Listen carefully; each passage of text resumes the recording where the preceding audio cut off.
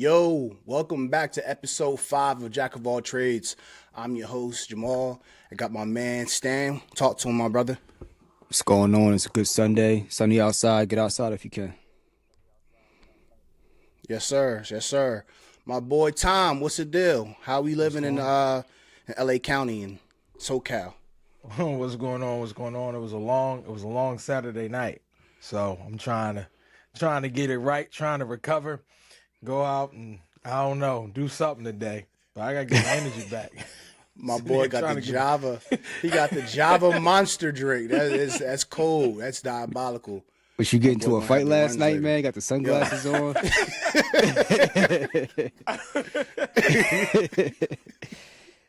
So did you get into a Listen, fight or like, Keith but I'm Thurman? with Who you, got into Tom. a It's fight? been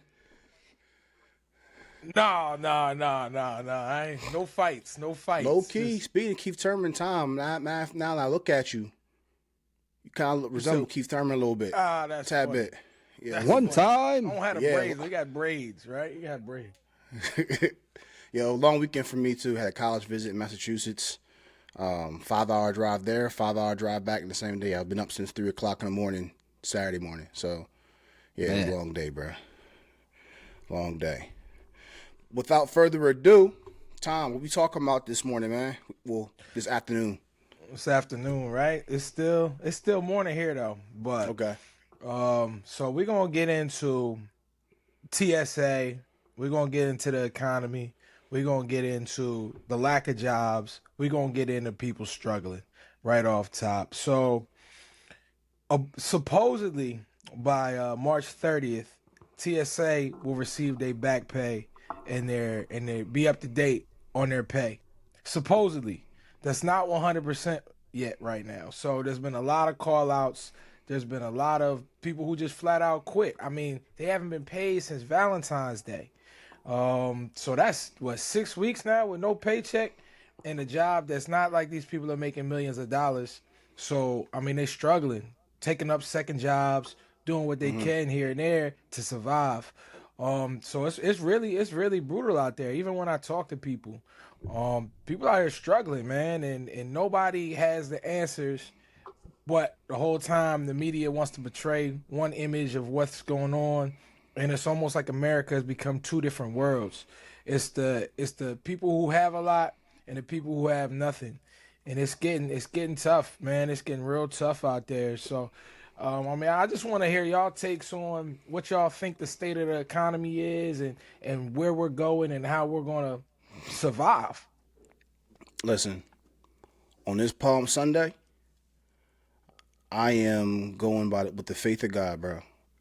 I'll be honest. I'm not a TSA worker, but I was definitely one of the victims of not being paid since October, right?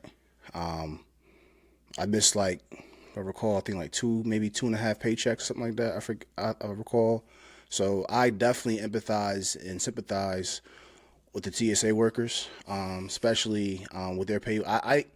It's not hard to find out what TSA workers get paid. You know what I'm saying? It's like I think it's a GS pay scale, so it's not difficult to find out. And you're right, Tom. There's two worlds: either you're rich or you're poor, and everyone in the middle is suffering. And honestly, the middle class has been disappearing for quite some time now. I remember back in 2007, 2008, my dad told me that like there's not gonna be a middle class. Like it's either you're gonna be rich and gonna be poor. Now I make decent money, but I'm telling you, brother, these bills make it seem like I don't make no money at all. You feel me? Right. You know what I mean? So it's wild and it's tough, man. And then especially if you got mortgages and stuff like that, they don't care that that you're and they don't care. Put it that way. And they know what's going on. I recall me calling I think it was a loan care. That's my mortgage provider right now, and they know very well what's going on. They understand what's going on, but they had no resolution at all. You understand? They had no resolution at all, but wait. And in order for them to actually find some type of relief, I would have to be, I think I would have to be behind a month in my mortgage payment or a month and a half, something like that. It was something ridiculous. You know what I'm saying? But there's really no relief out there. And then the relief that's supposed to be allegedly out there for like people like USA and they help their military members and Navy Federal. What it is, it's a loan, right? It's a loan. They let's say they give you like $5,000, but then after the government starts back up again, they expect their money back. Is there an You know what I interest mean? rate on that loan? Nah, no interest rate. Okay, But no they interest. but So that's but they expect their money back in one lump sum. Now, yeah, you probably pay it back and stuff like that because you're supposed to get your back paid with it. But like, come on, bro. Like, there's other miscellaneous things that's been happening. You know what I'm saying? Like, not every creditor is with. You know what I'm saying is actually offering relief. You have your utility bills that you're falling behind. You have your HOA fees if you live in a HOA. And a bunch of other miscellaneous things that you could be behind in other than your mortgage and other your credit card bills. You feel me? right. So it's like, and it just pains me. I'm not going to make this to a red versus blue thing because honestly, like we all say, in my opinion, that they're the same coin, two different sides, right? And Yeah. Bills don't care whether you red or blue. bills don't care. They care don't about matter. the only color they care about is green. That's it. You know what I'm saying? As far as the economy goes, bro, I don't know where we're going. Like I said, I'm holding on by the grace of God, bro. I'm gonna have my faith in God. So when all hell breaks loose, make sure I'm on the right side. So, and regardless of what's going on around me, I believe I'll be covered. That's just my take on it. I could probably get into more detail, but you know we're a little crunched for time today. So We are a little crunched and trying to recover, trying to get my life back. yeah, you try to recover. You're right. Stan, what we got? What you think, brother? You took some of the steam out of my monologue there, man. The way I You see good, it bro. You is good. is I'm not perfect. Nobody's perfect by any means, but I look to God for guidance in good times and bad times, and we've had a lot of times of peace, and there's times of turbulence that clearly seem to be on the horizon. I know people think things have gotten bad. Look at the world around you. We're still very, very blessed, and we've been shielded from a lot of the inequities and Yeah. the ills of this world. But those times are quickly coming to an end. And it's not a bad thing. It just means that we're going to be living in reality with the rest of the globe. That's not punishment. That's welcome to reality, people. That's all.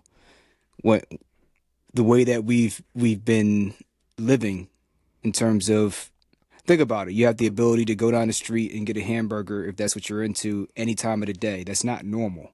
It's not how nature works. You know, apples don't just magically grow off of trees every 5 seconds so you can just pluck one. No. We have the ability to kind of get the things that we want and need whenever we want to. And now we're at a point where prices are higher.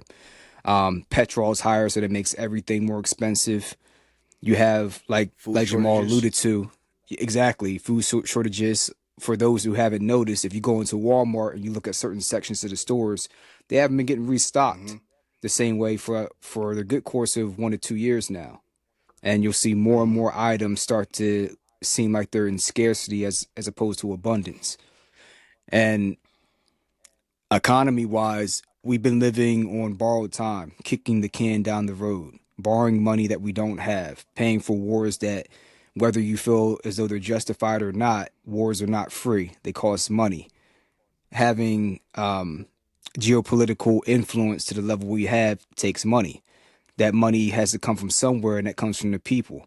And as you alluded to before, there's a growing divide between rich and poor. People always think of black, white, red, blue, but they don't think of green and then gray. If you don't have green, you don't exist to a lot of people. Well, excuse me, a small percentage of people in this country and on this globe. So you have a growing chasm between the upper class and the lower class, and the middle class, like you said, is starting to not exist. It's still there, but I'll throw out an example: Chipotle. People were complaining about the prices of Chipotle going up and how people in Gen Z can't afford Chipotle anymore. And the CEO, I'm not necessarily paraphrasing, but I'm giving the intent behind some of the things he said. is pretty much we're not changing our prices. That's not our demographic. I.e., we know who our demographic is. It's not the poor people. It's not the middle class. And in order to placate y'all, when that question comes out, we're gonna throw a sponsorship, like, a free burrito. That you give a free burrito on a certain day, and that was a few days before he made that statement. And the idea is to get people to forget about the things you said because you gave them free food. That's the way these people think, Mm-hmm. man. But when Nah, let's make when him. Let's make him stay going viral. Let's keep him. Yeah. right. What demographic you So referring to, sir? so until you touch the pockets of the people that have influence or in a certain tax bracket, things will not change. If you like Chipotle's, I'm not talking about you in particular, but if one would like Chipotle more than their own self interest, then things will not change. They will throw you out free food, and they throw out bananas to the peanut gallery, and have everybody dancing around while they're actually not taking care of you in the way that they're supposed to be taking care of you. So, Shucking and driving. exactly. And until people, I think, become more aware and take more time to look at the things going on around them, things will not change, and they won't notice the growing divide that will eventually affect their bottom line until things are out of hands. That's a fact. That's a fact. Yeah, I just seen Target CEO is stepping down. All the things, the financial implica- implications and the ramifications that Target has had with going against their customer base. Obviously, the black community were up in arms and Mm-hmm. they boycotted Target. Now Mm-hmm. the CEO is stepping down to Target. I mean, they put him in financial ruins. This is an interesting time that we're in as far as how companies really treat their clientele, their customer base. Um, you know, for some reason, I guess companies just assume that you want their product.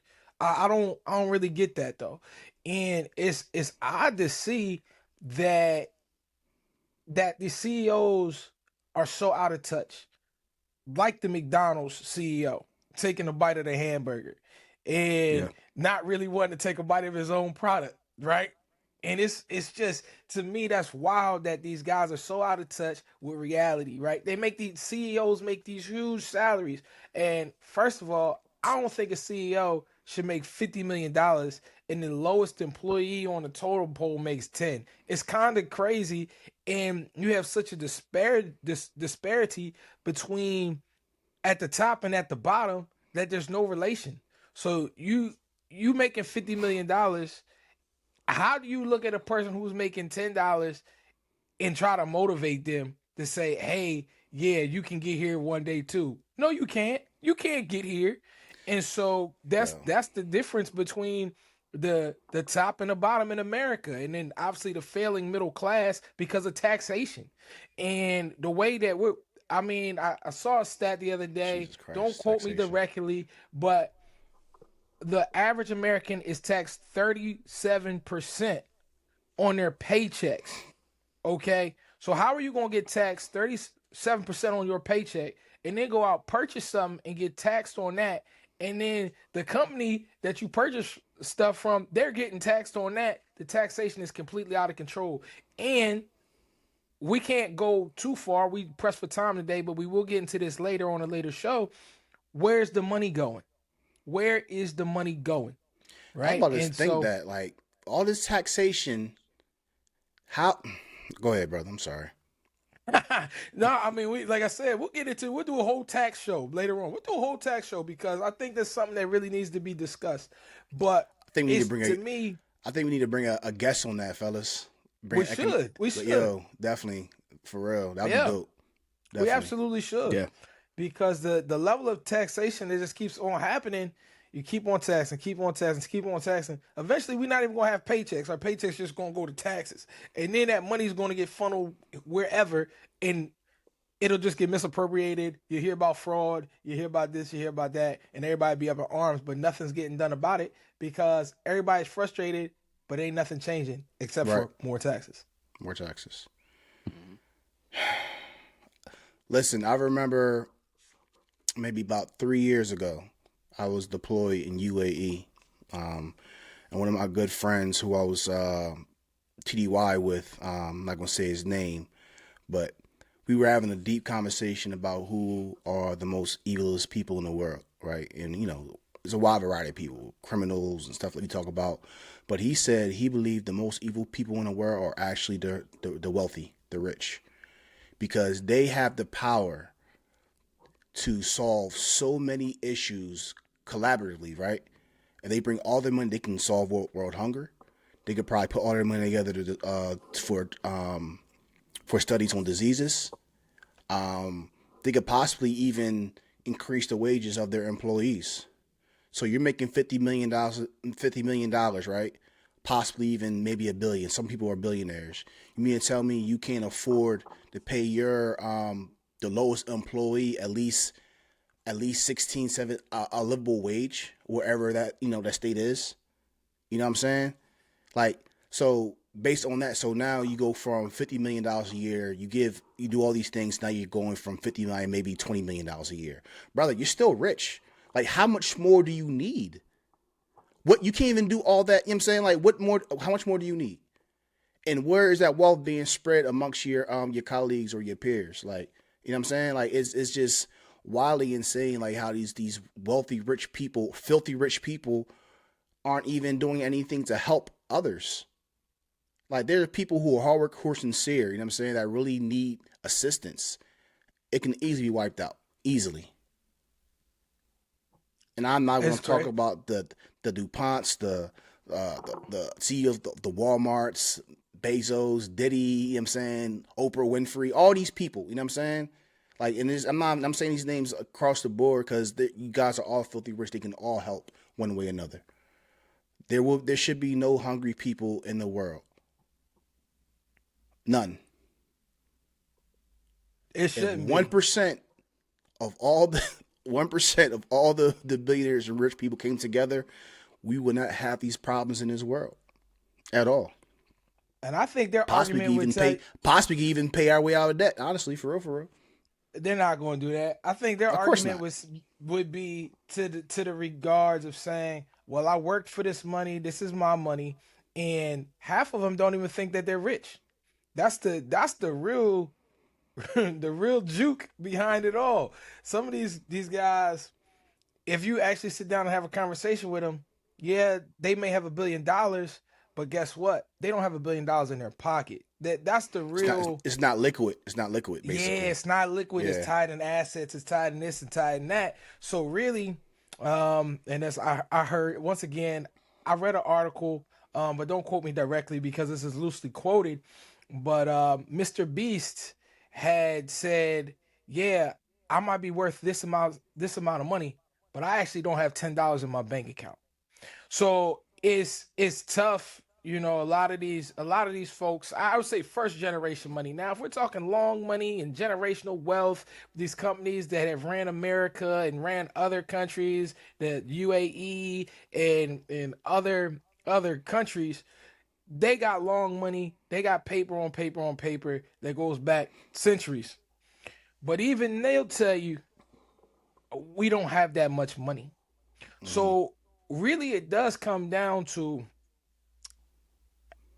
the fix. And the fix, I don't think the fix is money. That's it, because money's only worth something if you put a value to it. Now, gold is a tangible. Mm. Silver is a tangible. You can feel it, you can touch it. You know, you can walk around with it. It has some value of weight. Dollars, they're only worth money if you have a strong economy and you say it's $100 is worth $100. Mm. So, and then now with crypto, it's all digital. It's all digital currency. So it could just be easily wiped out at a flip of a switch. Right. Jeez. So it's all theory. Money's all a theory in the way that we use it today, because there's no tangible backing behind it. And even with that, the FDIC, you're only insured to $250K in your bank account. Facts. Right? So if you got $1 million in that bank account and something goes terribly wrong, you just lost $750K. It's over. It's over. Respect to them people who put money in their shoebox. You may onto something. That's a fact. You may be onto something. Right, man. So gold, my silver, commodities. So I have a question for both of y'all. For and Thomas brought up a very good point about when people say, well, how come you can have this much money but you don't have enough money to help people? One argument will be, well, a lot of my money is not liquid, it's tied up in assets. And then another part would be, oh, well, I worked hard for this, why should I have to give away what I worked hard for? And my thing is, if you had absolutely nothing, right? If you had $5 in your pocket, would you feel pressed enough that you couldn't give $1 to buy a loaf of bread for the poor person on the corner, or would you keep all that $5 for Mm. yourself? What say you? So even if you basically, if I gather what you're trying to say, you have something Hmm. basically, right? So Yeah. yeah, you all your money may not be liquid, but you have something to contribute to mankind. All right. So that's, I mean, dude, like, no excuse. Feel me? And if I a regular person can go out my way, go into the Wawa, right? Now I see someone panhandling outside, like, hey, can you spare some change? You know what I'm saying? Even on my lowest day, I can still spare something. You know what I Mm. mean? So if you rich like that, I really don't see any excuse for that. As far as the whole sentiment, like, of, I worked hard for my money. Congrats, you did work hard for your money. You deserve it. You know what I'm saying? You should keep your money. However, um, I'm pretty sure you probably didn't start off wealthy. You probably had humble beginnings, right? Especially if you got it from the muscle. If you got it from the mud, you started from humble beginnings, and you Hmm. probably had failed attempt after attempt after attempt. Um, and you should remember where you came from so you can be able to empathize with those who are struggling, or at least at the same situation that you were in.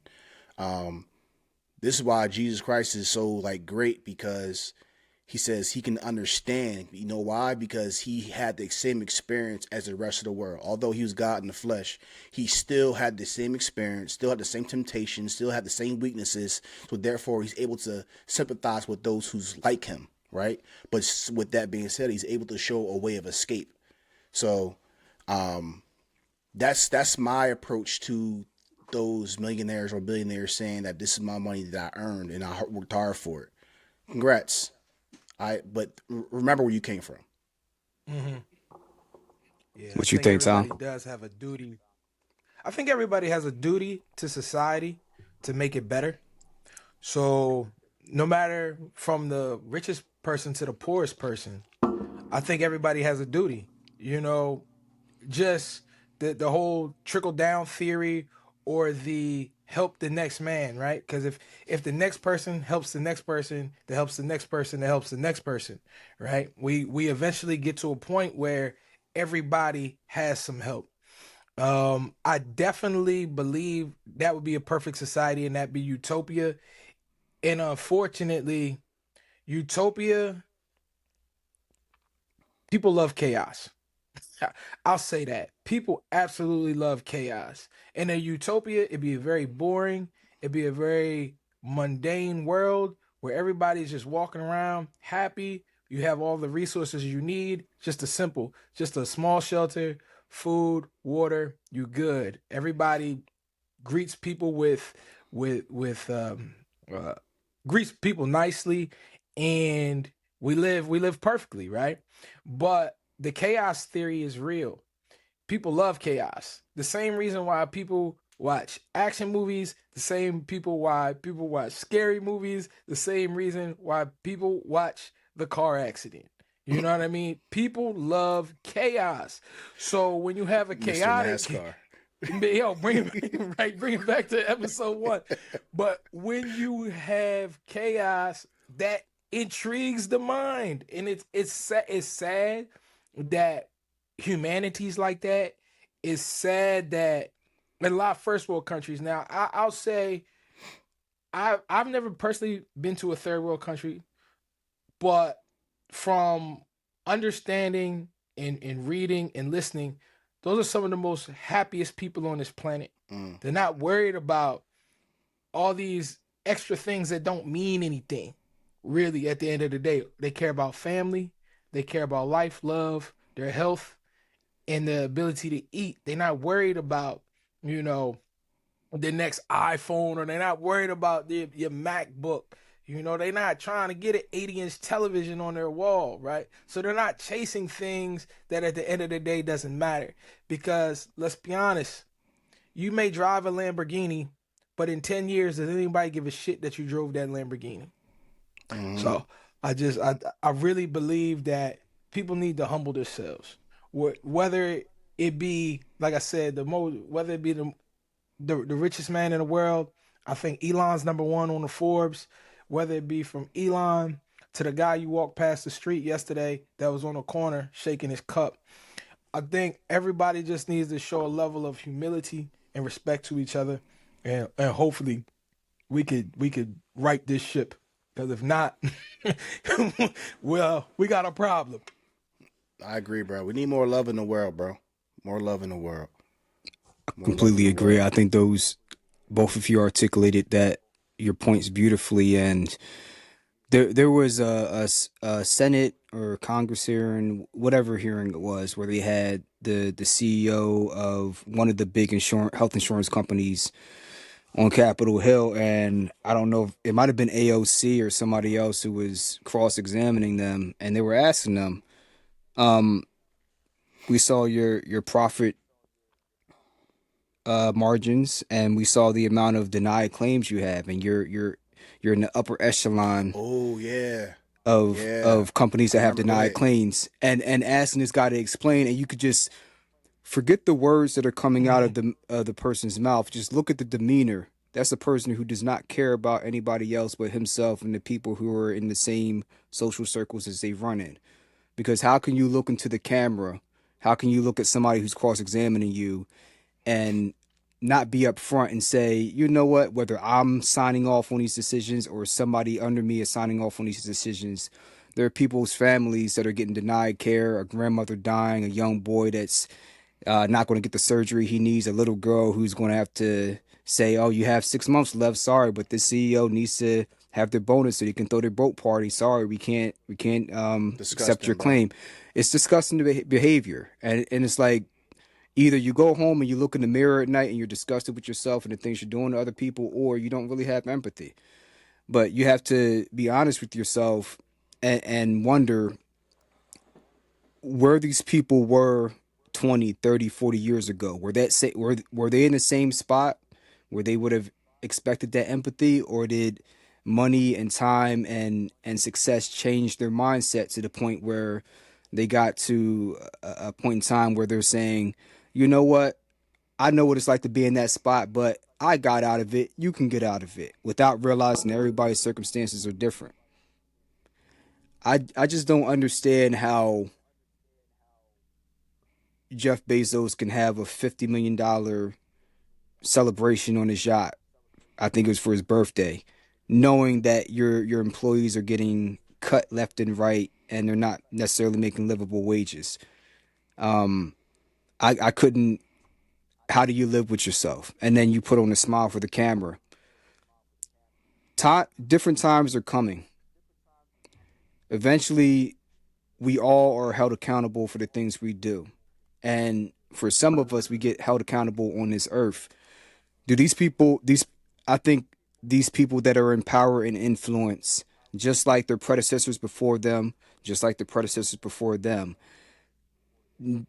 don't keep an eye towards history to see what happened to the previous iterations that got fat on the food they were eating, and then the people eventually said we're hungry too and held them to justice.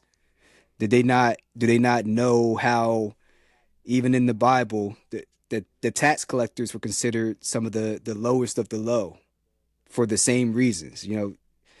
Hundreds to thousands of years ago, the mindset is the same. The people change, the clothes change, the settings change, the rules, the laws, the rulers change, Mm-hmm. but the mindsets do not change. Hmm. I think when this, I think it's important to preface this by saying it doesn't matter whether you're secular or whether you're religious or what your belief is. There are common tropes, common behaviors that transcend time and space. Selfishness is one of them. Most times people do not care about the outcomes or consequences of actions until they affect them. Even if they came from, some of them that come from those circumstances, once they get out of those circumstances for one reason or another, they stop caring about them. And Right. I think what people don't realize, you can be a millionaire today and have cancer tomorrow and all your money be gone like that. Then Gone. would you still have the Lose it mindset? tomorrow. Yep. Now, would that person still have the mindset of, I know I'm suffering, but this person who is in the spot I used to be in can't help me because they work for that money. They don't deserve to give me anything. Those same people will not have that same mindset. They'll say, why aren't you helping me? The cognitive dissonance is And partially it's wild because you because can't see it. Yeah. Partially because you can't see it, I'm sorry. Go ahead, brother. and partially because you want what you want and you don't care. I think I more so respect people that are upfront that they're selfish, like you know people that regret their vote, whether it's left, right, or the other. And I'm seeing, for example, people that voted for Trump. I'm just throwing out examples. I'm not trying to cast aspersions There's to some anybody. regrets. There's some regrets Yeah, there. There's some regrets but there. But some of the influencers, those are the ones that really stick out to me. I think Aiden Ross was one, and then there was another one, I don't remember their name, but they came out. One of them came out and was very honest, and they said, "You know what? I didn't care about this before because it didn't affect me and my money. I didn't care about this particular thing that was done geopolitically because." I'm looking to make money and these policies benefited that. And then when I saw that it was going to hurt me in a certain way, now all of a sudden I care. And he said, to be honest, I was selfish. And it's like I don't respect the act, but I respect the honesty more so than trying to say, "Oh, I can't do this. I can't." Yeah, you can. Yeah, you can. You just don't want to. Just be honest that you care about yourself more than your fellow man or woman. Now you have to answer for that beyond that, but at least just be honest about it. Don't try to, pussyfoot and shuck and jive and say, oh yeah, I couldn't do this, I couldn't do that, or 1 + 3 = 16,000 because this is the way I could. No, motherfucker, like you just don't want to do it, and that's fine. That's fine, but just be honest about it. And now we're getting to a day and age where people are calling that type of behavior out more and more because once the people get hungry enough, what do they have to lose by being quiet and just letting Yeah. things go on and let the status quo go as it is? Yeah. I feel you, brother. We need a revolution, man. We need a Boston Tea Party. It's gonna I don't think people built for that. Low key, I think people are preparing for it. Honestly. yeah. I mean, you Honestly. don't get millions of people out this weekend. That was kind of crazy. I mean, it's going to start there. People, you know what? I want to get your opinions. Do you think that the elites think that things will just stop at these million person gatherings, or do they not foresee what is coming after that if things don't change? I think some of them don't care. Yeah, yeah. That's just me. I don't think they care. What they may know, but I don't think they care. Honestly. Mm-hmm. And then who are these elites? If they're the untouchables, they're in a position where they're untouchable. Why would they care? You know what I'm saying? Right.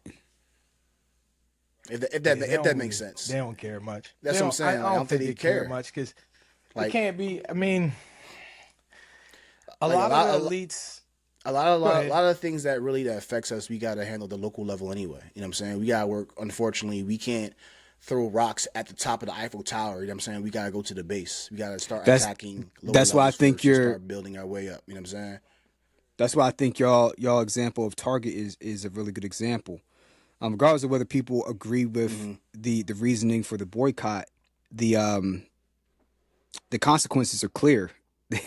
Because I haven't tracked the stock market as closely as I wanted to this past year, but what I do know is their profit margins got hit really, really bad, and That's okay if Yeah. it just lasts for a year, but if that goes on for 2, 3, 4 years, now all of a sudden, the Target CEO, instead of sleeping through this, he wakes up like, hold up, we lost how much? Oh, I care now. That's how you send Right. your So what's the message. point of having Yep. like what's a right? So what's the point of? Sorry, go ahead. Now I was going to let you talk about. You're saying Go what's ahead, the Stan. point My of fault. having a march if what? Yeah, like what's the point of having a million? Yeah, but you're having a million man gathering or whatever amount of gathering, but yet your habits Yeah, are still no King's Day. your Yeah, habits no are still the King's Day. same. You know what I'm saying? Yeah, It's just a big meeting. But if I you're not think actually making yeah, these micro changes, then what are you doing? that's a fact. I think Like that Yeah, the that's the boy. over. one, the changes need to be Yep. made, and then two, um, in addition to the changes being made, it gives other people confidence that, oh, millions of other people think the way I do, so I don't have to keep my head down in the sand like an ostrich, and I can get out here and affect change because other people Mm-hmm. will be willing to ride out the same way I am. If I'm going to be boycotting, I know 999,999 people are doing the same. So like getting Mm-hmm. everybody on the same page is the starting point, and then to your point, then you have to actually go out and take the action. Yeah, for I sure. think otherwise it's just But like people are so we're just in a scared. world, Yeah. Hmm. but we're in a world where people are so coddled and stuff like that that people love what their comforts. You know what I'm saying? They love their Mm. cell phones. They love their technology. They love being in the comfort of having a cell phone in their hand and do. You know what I'm saying? They love their comfort, Yeah. and Yeah, they. it's Yeah, for just sure. and it's just you know what I mean like and like you said, it's not going to matter to them unless it affects them directly.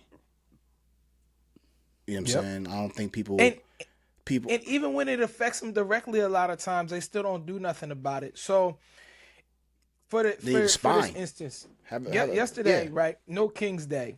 Millions of people all over the country, different large metropolitan cities, right? Mm-hmm. That's great. It looks good. It's great for photo ops. It's great for videos. It's great to clip it up, right? But that makes zero change. The fact that you went out there and walked around a city. The worst part about this is that I can look through to the people who do post on YouTube, or to the cities who do post on YouTube, and the municipalities that post as well, their council meetings. Yo, the numbers are so bad. First of all, to a lot of these city council meetings, right? You may have at max, and these are large cities, at max 50 people that's there to see the council meeting, Only right? 50 And even people if in the they, metro area. Only 50. yeah, in a metro area, right? We're talking about a metro area, right? There'll be 50 people at these council meetings. And also, I'm not going to lie, sometimes these council meetings are at crazy times in the day, 1 o'clock in the afternoon. Obviously, nobody can make it to a city council meeting Mm-hmm. with a job It's at 1 designed o'clock in that the way. afternoon. It's designed It's that way. Hmm. definitely by design. Yeah. And even with that being said, even to the municipalities who do post it on YouTube, you look at the views, it'll be 355. Mm-hmm. You know what I mean? In a large municipality, you mean to tell me only 355 people cared what happened in that council meeting? And then get pissed off when laws go in the opposite direction of what they think they did. You had the opportunity though. That's the sad part about it. A lot of times you have the opportunity, people just don't do shit about it because either they don't know, they're disenfranchised, or you're an adult. You need to step the fuck up and actually go out there and care.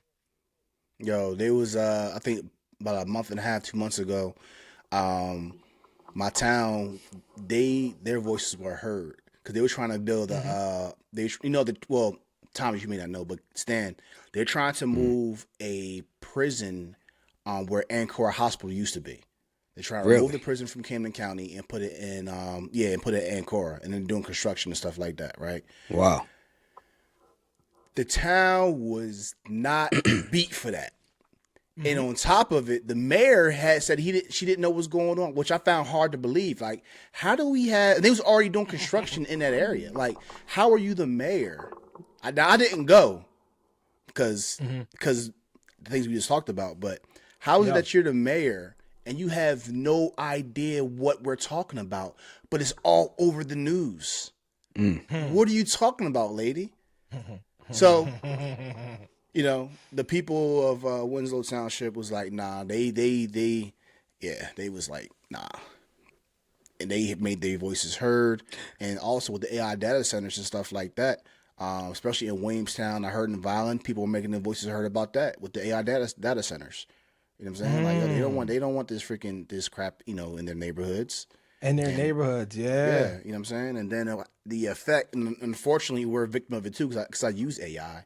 But if you look into what, you know what I'm saying, what it does to the environment, from what I heard, like it's detrimental to that environment and the surrounding areas. I'm They like, can take dang, bro. chat Like, if it's going to again, destroy the. Yeah, my bad. Go ahead. yeah, if no, go ahead, 'cause I think I know what you're about to say. Go ahead. Yeah, I was going to say if it's going to destroy the environment, you can take Chat GPT back. I'm good. I survived before it. I'll be okay. Yeah, yeah, Yeah, we were doing just fine. I think Yeah. we were doing all right. We for sure. don't need I ChatGPT I to used be the Google, did last my own straw. research and all that. You know what I'm saying? And just read a little bit more instead of, you know what I mean. Now the only thing I probably will miss is the thumbnails. The thumbnails in the Yeah, art. That's yeah, about it. the art is awesome. We might have to go hire somebody for that. You know what I'm Hey, saying? Yeah. listen, but that takes somebody's job though, right? The Yeah. illustrators. That starts ripping illustrators' jobs away from Yep. them, and so out Designers, here, graphic designers. Yep. so not too long ago, right, with SAG after, right, the screenwriters and the Screenwriters Guild out here, they've been fighting against AI so bad to write the scripts, right? So what was happening was that, Okay. yep, like if you remember that, I Yep. think it was Yep. back Yep. in 04-ish, 04, 05, right? The Screen Actors Guild, the screenwriters went on strike because it was, we don't want AI to start writing the scripts. It's been going down that long. AI since Yeah. 0405. Really? Oh no, I said 24. Oh, 24. Okay, Okay. yeah, I Yeah. was about to 24, say, 25. all right. Yeah. Yeah. All right. Yeah. Because 05, geez. 'cause I think- mean, probably there's probably been there's been AI since 05, but not in the regard that it is. I now. think I remember Ray Fisher. You remember Ray Fisher, right? I think he was Yeah. on strike as well. I think that was connected back in 24, 23. Yep. Yeah. Yep. So yeah, and they still fighting against it. They're still fighting against it. They had won at that particular time to keep AI from writing the scripts. But unfortunately, I think it's inevitable that it will happen. And that's more jobs lost. So it's just tough to watch AI take jobs of especially creatives and watch AI take jobs of creatives. And then what are they left with? Now we have another industry just completely in shambles and just taking more and more and more and more and more, man. It's rough to see because where do we end up? Is this just going to turn into some type of desolate society where people are just Wow. just doing anything? Sheesh. Wow. Yo, real quick before we go on to the next topic, I want to bring this up. The UN, right? Now, y'all probably heard about this. About Yes. You know what I'm saying? Like Go ahead. there was a vote, right? There was a summit. There was a vote to say that the transatlantic slave trade was the most what's the word I'm looking for? Most horrendous, inhumane crime against yep, humanity. Yeah, there we go, something like that, right? And there was 123 votes for it. I think there was supposed to be reparations to these African countries, and I believe there was 3 people who voted against it. Can you guess who the 3 were? Yeah. Guess who the 3 were? Oh well, the United States was one. I can tell you that. Yeah. You know what was very interesting? Bro, I don't know like, the third one, but Israel was the second one. That was an interesting one. Second one, and I think I think it was either Argentina or Oh yeah, I think it was the UK? Argentina. I'm not sure. No. I think it was Argentina. You know what's funny about Argentina. that? Yeah. What do you think was the before we kind of go down the wormhole? Argentina was the safe haven for which war criminals after which war? Take a guess. You got me lying, bro. I have no idea. Nazis after World War. I'm intrigued, but It was I wanna know. a hornet's nest for Nazi fugitives after the war.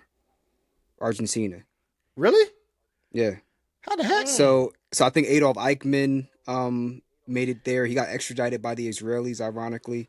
and there were a few others that fled to Argentina. Argentina had a lot of ties to Germany, definitely during World War II, but possibly during World War One because they had some influence there. There's a lot of German,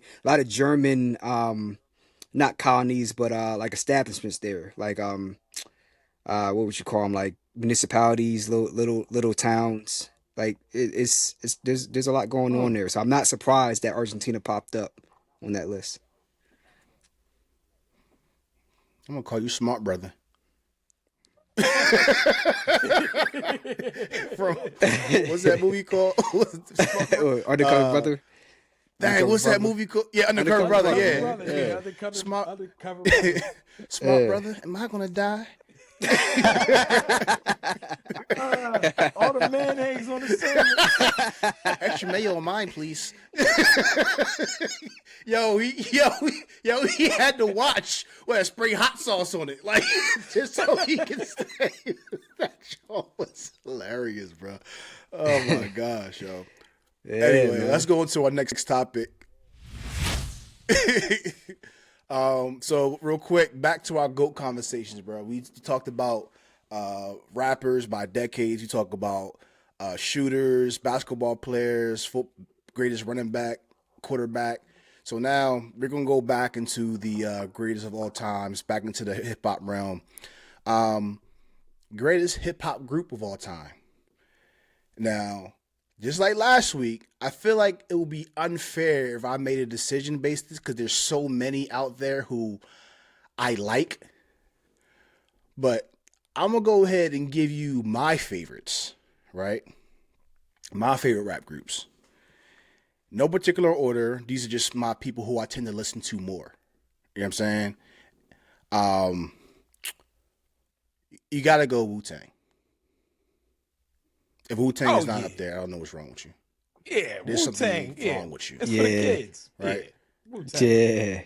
Yeah. Y'all go Wu-Tang. My other one is the Locks. All right. The All Locks is right. like one of my favorites to listen Okay. to. That's a big one. That's a big one. Yeah. One of my favorites to listen to. You gotta go Outkast, bro. I'll listen to Aquemini earlier today. You know what I'm saying? Rosa Parks. You know what I'm saying? What's the other jaw? Oh my gosh, bro. There's so many, bro. I think you add NW. No, I don't know what. I'm not gonna say NWA is definitely one of them, but that's not a group that I listen to a lot. Let me see. Wu-Tang Clan, The Locks. Outkast. That's I was actually three. listening to Run DMC. Outkast. Okay. Outkast. That's three, I was listening yeah. to Run DMC the other day. Down with the King. Yeah. That's my joint. Down with the King. Dang. Again, see, this is so many that I can't remember.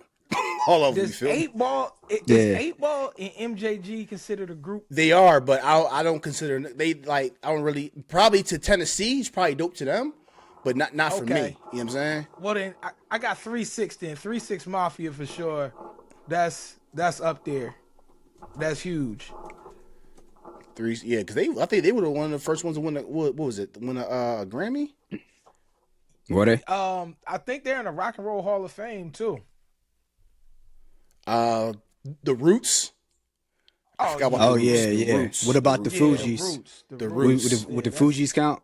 Fuji? Yo, The Fugees is dope, but Fugees are up there, but that's not mine. That's not I got you. like my. I would say top 5. And now I gotta think about things again. So now I'm thinking about Mobb Deep. You feel me? Yeah, Like, I was about to you know what bring I'm them saying? It's up. not Yeah, fair. yeah, yeah. Mobb Deep in there. It's not fair. You feel me? So it's like I'm gonna just end it like at this right now. I'm just like, oh my gosh. That's just honestly a tough one because you got so many personalities in these rap groups that a lot of them spawned off and had their own individual careers and was great in their own right. That's a tough one. And you know what? Oh, When we talking about goats, It was talking about lyricists. We left Andre 3K off that. no, I said conversation. Andre That was 3000. crazy. I'm pretty sure I Oh, said you that. did- I think you I said did? that. You Yeah. did? I did. Yeah. Okay. And as a matter of fact, Eminem was one of the ones that said that was his favorite rappers. Yeah, You know what I'm yeah. saying? Andre Eminem said 3K, his genre. legend. Yeah. So Oh, another one. it's rap groups are hard. Bone Thugs and Harmony. That's hard. Bone Thugs and Harmony. Yeah. Oh, shit, See, man. you see what I'm saying? It's You a know what lot I of mean? them, man. Yeah, that's And I don't know rap what they, I groups, don't know rap what they groups. saying, but I'm vibing to it. I'm vibing to it. I was listening to Notorious Thugs off Life After Death album. The boy was getting busy. Yo, you That know was them- one of my favorite Biggie Jones. Go ahead. Nah, I ain't gonna do that to him. I ain't gonna do it to him. Oh, Nah, go ahead. I ain't gonna put no names out there, but like, you know, like when that song came out, and that was like before I was into hip hop.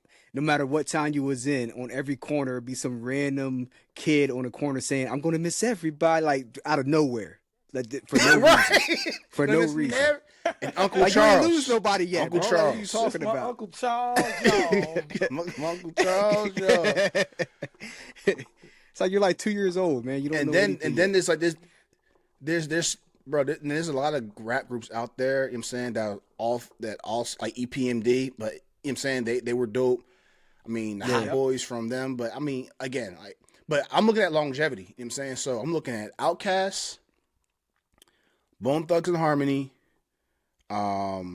The Lox, Mm-hmm. uh, What about Dipset? who else did I say? I say Outkast? Nah, they was cool. They was cool for like, They had they run. they was cool for like not even a decade. They had their run, yeah, but Yeah. So, old school rap group, Leaders of the New School, oh, with with Busta that's Rhymes, yeah, Busta Rhymes, yeah, and all them, yeah. Mm-hmm. Oh, they was flowing. They was flowing. Tribe Called Quest. We left Tribe out. See, that's another one. That's not even fair. It's not even fair, bro. It's not fair at all, dog. But Naughty by Nature, Oh man, yeah, Public Enemy. yeah. This one. Yeah, I'm I mean, not- he gets I'm- going I'm- forever. nah, you gotta give 5. Yeah. You gotta give 5. And I honestly, even for the Roots, and even for like the new rappers, like you gotta respect them. They had a nice little run. The Migos, like, Oh, yeah. the Migos Yeah, had a they- nice run. So extremely for influential. real, All the ad libs and everything that's still in Mama. the music now today. so That's extremely influential. Wu-Tang, The Lox, Outkast, Wu-Tang, The Lox, Outkast, Wu-Tang, The Lox, Outkast. Yeah, see, I can't even think 'cause there's so many. I'm bowing out gracefully out of this Oh, conversation. Bone because- Thugs and Harmony,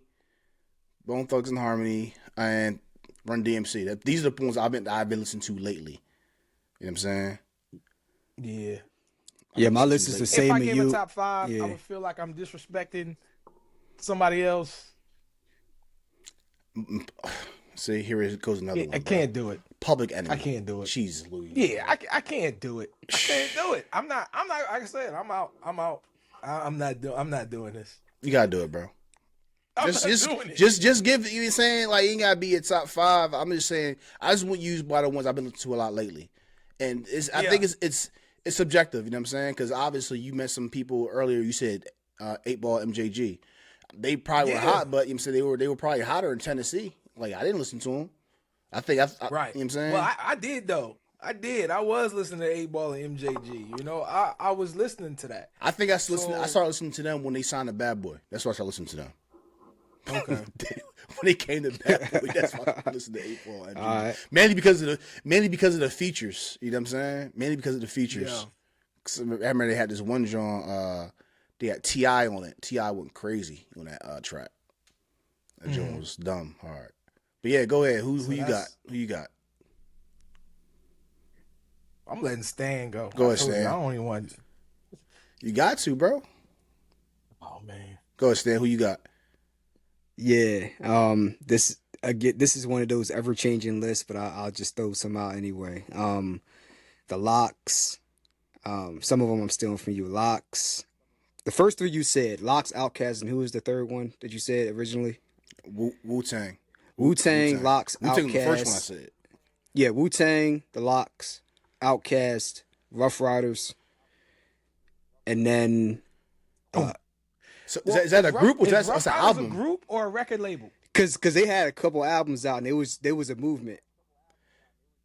Because I mean, you could say That the was a same thing. compilation About, album. yeah, I know, but there That was was a a movement compilation though. album Like with all the I know, artists. but there was a movement. Like It was a when movement. But like you knew like DMX and the Locks and whatnot with their own entities, but they were still it was the Rough Riders with the Rough Riders. But I'll put a different one in place. I'll because put a if different that's one in the place. case, I mean, right? Because Yeah. what separates that between state property or cash money or any other Rockefeller? Like so, See, there was a hot. There was like, I guess so the Hot Boys, Hot is a Boys group, and right? the Big Timers. They were two groups within Those are Cash Money. groups. Yeah, Yep. Okay, I mean they're all Cash Money artists, but They're all cash money. Okay. I'll Go go. ahead, Stan. I'll go. I instead of Rough Riders, Public Enemy, and then Run DMC. I think that's 5.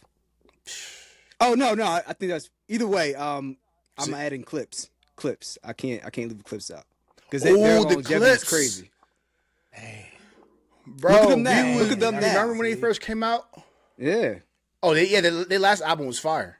So like they have yeah. they're They on like a good they like like 50 what, 20 plus. year run. They're like 20-year run now, right? I wouldn't say 20 years because it was just Pusha T for a long time. And I get it. And I get it, but Malice like became a preacher.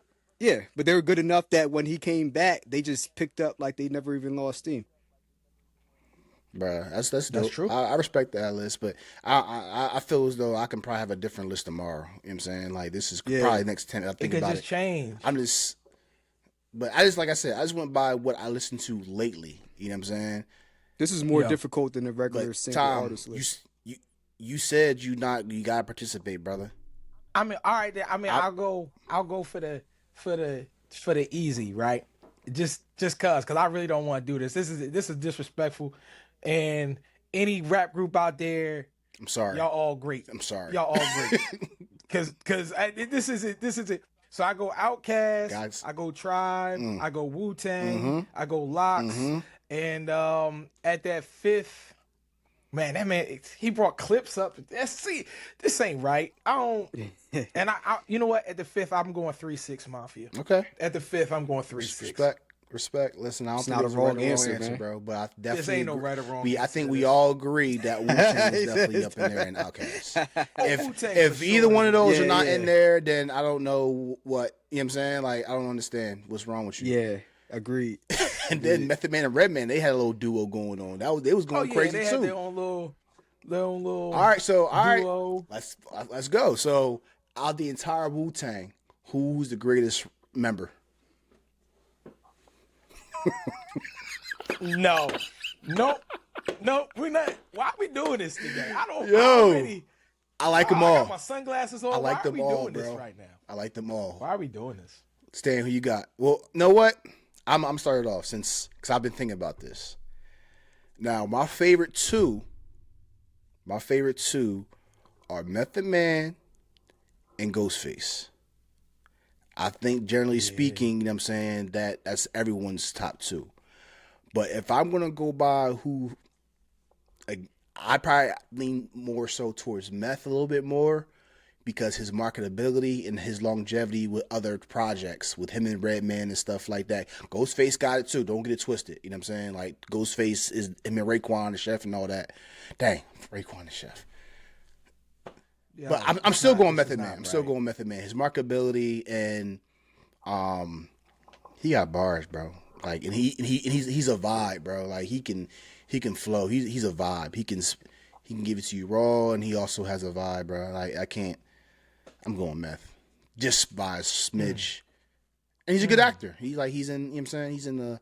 You know, he was definitely. Yeah, if you watch Yeah. Power, he was the attorney in Power. That was my guy. He's definitely doing his thing on the acting tip. Yeah. He's been in multiple movies, a ton of movies. He's done TV shows. Meth killing it right now. Yo. Still killing it. And I think my favorite verse out of my favorite song for Wu-Tang, Triumph,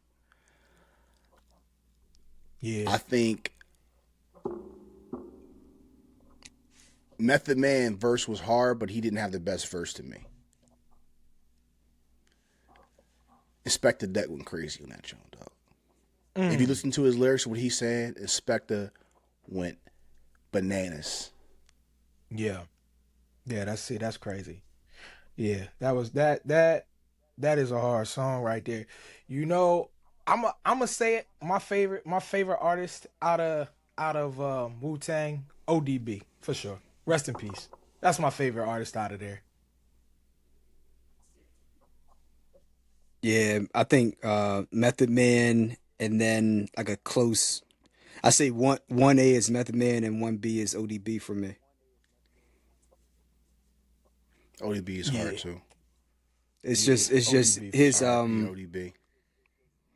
yo, cause like I didn't really grow up listening to Wu Tang, but I remember the first time I really heard about them was when ODB was on the run after he got out of prison or jail that one time when they caught him at the McDonald's. And I I just remember I remember like my Oh, boy telling me about that. I was like, yo, who is this guy? And I started looking up some of his songs. I'm like, yo, all right, okay. So that was my This intro man to has ODB elaborate stories. for sure. I Yeah, forgot that his Triumph stories song. are great. Brooklyn I Zoo, forgot man. that That's like my joint right there, man. It's like one of my favorite songs out of them. Oh yeah. Brooklyn Zoo. Yeah, that joint hard, bro. See that art, man. That sheesh. Oh, There's and like one so- it's more, there's like one there's like more from times the where like it's not about like five, uh six syllable, multi-syllable rhymes. It's just about like the feeling and the delivery you get and the mic the presence. I'm like, yo, the that dude, vibe. yeah, Yeah, yeah, the yeah, yeah, vibe. yeah. Yep. The Now he can vibe for find a pocket sure. with his lyrics here One and there, more. but like his vibe, man, yeah. Yeah. Oh yeah. Oh, another person. I said Inspector Deck, but I think You God also had one of my favorite verses. Actually, I think You God was my favorite verse out of the Triumph joint. You God was my favorite Yo, verse. you God had the verses. He just never took off like that. Yeah. That was just crazy. Probably he might have been the best in the group. He just never took off. I don't know why. And shout out to the RZA Mm. too. He finally came out with this kung fu movie. Years he been trying Hmm. Yeah, the forever. RZA. You know what I'm Yeah. saying? Yeah. Wouldn't be none of it if it wasn't for the RZA. Like Big the facts. RZA was the glue. Yeah, he was the Yeah. He one. was the Yep. glue. He was the one. Yeah. For sure. For sure, bro. Dang, dog. The goats, dog. Okay. Last one of this is the last one I have for the rap, right? Who had the greatest compilation album? Now, Stan, you can say Rough Okay, Riders. yeah. Rough Riders. But I don't think Rough Riders is. I don't think Rough Riders is one though. For me, I What's yours? listened to it earlier. I gotta go to the Dynasty, Rockefeller record joint. Mm. Yeah. That joint was Okay. crazy, bro. That's Okay. my high Okay. school days, bro. That All right. that joint was hard, bro. I tell you. I can't. Oh, and then I you can't can't argue. the G Unit joint. The G Unit album when they had Young Buck, Yayo, The Game, Yeah. Annie Lloyd Banks. I think was what was the first one? I forget what it was, but bro, like then Dipset had theirs. That's when I think this is when New York. I think this is when New York was just like going crazy at this point with the compilation albums. But I still say I think, Yeah. yeah, Rockefeller with the Dynasty compilation album was my favorite. Okay. Yeah, State Prop, Man Bleak, all them guys, Beanie Siegel. You know what I'm Yep. saying? All them Yeah. guys, bro. It was State prop chain gang. yeah, it was and you couldn't wait for the mixtapes, bro. This is around the same time when the Locks was battling D Block, the Locks and all them. Sheesh. Mm-hmm. Make hip hop great again. It was cool because like remember when who was some rappers that started battling? Obviously the Kendrick Lamar and I think it was good sport wise. I mean Kendrick Lamar went crazy, but I think it was good sport. And also when who's the bull that's locked up right now? I shot Megan Thee Stallion. Oh, Tory Lanez. Oh, Tory Lanez. When Tory Lanez went against the bull from Boston, Jordan Lucas, not Jordan Lucas. And he just dropped an album. Is it Jordan Lucas? Yeah, Jordan Lucas. Was it Joyner? Yeah, there was Joyner. That Okay. Joint when they went back and forth. Oh my, they went. I'm like, yo, it brought back the nostalgia back of just rap battles. You know what I'm saying? It was fire. Every once in a Yeah. while, I might go back and just pop that, like, just look it up on YouTube, listen to it real quick. It was just the sport of bars and just showing who's a better lyricist was just that means a lot. Like, dang, man, it was great. And even when when Meek Mill was back, I mean, I think Meek Mill took a L against Drake, but if you remember Cicero versus Meek Mill, Cicero kind of make a resurgence a little bit. Cicero's from Philly, so Yeah, yeah. he had a like, dang, like He was not battling shoot everybody. weak. Well, I thought he got worse from Cass, but that's just me. Yeah. Yo, speaking of battles, Jay just came out in a recent GQ interview and said, I think the culture is beyond the rap battle now. I think we've moved past that. He said, I hate to say it, but I don't think rap battles are good for the culture anymore. Tell Jay I respectfully don't to agree shut with the that. fuck Neither. up. Yeah, respectfully, Hov. Respectfully, Jay. Respectfully. Respectfully. You know what? Like you yeah. never hear old time boxers talking like this. Like, oh, the best don't need to fight anybody no more, man. Like boxing's past that. Like, what kind of dumb shit is that?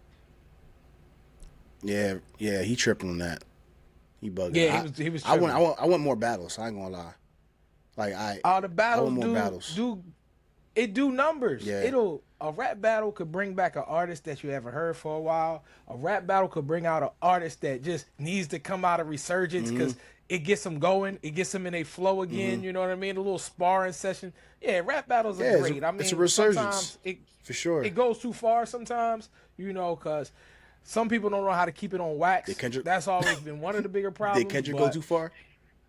No. I don't think he did. I don't think he did I don't either. think Kendrick went too far at all. Actually, I Drake think did. He tried took- to go take him to court. Drake was so. Yeah, Drake went too far. Drake went absolutely too far. Come on, man, like- he couldn't just take the loss. Just take an L, bro. You can take a loss. This dude was Tried to take him suing. to court for character defamation. This dude was suing YouTube reactors for reacting to the diss songs. It's like you a weasel, man. Like, what is wrong with you? For real. This is why Drake for Make me, a better and then on top song, of that, and then they'll Drake will react to never your be my songs. top anything. Say it again. Yeah. You said Drake what? will never What about be my you? top anything. He Yeah, make you good don't. If you don't songs. write your own lyrics, then if you don't write your own lyrics, and then you claim to be the best artist, right? Like Eazy-E, we knew he didn't write his lyrics. Like he never claimed to be the best rapper. He just delivered the lyrics. We loved it. Dr. Dre just delivered the lyrics. We loved it. Like, know your lane, but instead you want to act as though you're one of the best lyricists. Like, no, dude. And then you're suing people when you don't get your way, like an entitled brat. Like that's weird. That's embarrassing. Like Yeah, how that's did all nobody in the room? That's all bad. When you were making this decision, nobody pulled you to the side and said, you know what, it's probably a bad idea. Nobody in this camp. It was. Oh no, J. Cole told him it was a bad idea from the beginning. J. Cole said don't do it, and he still went and did it anyway. All right, well there you go. Okay, I stand corrected. J. Cole. Bro. Okay. Yep. Yeah.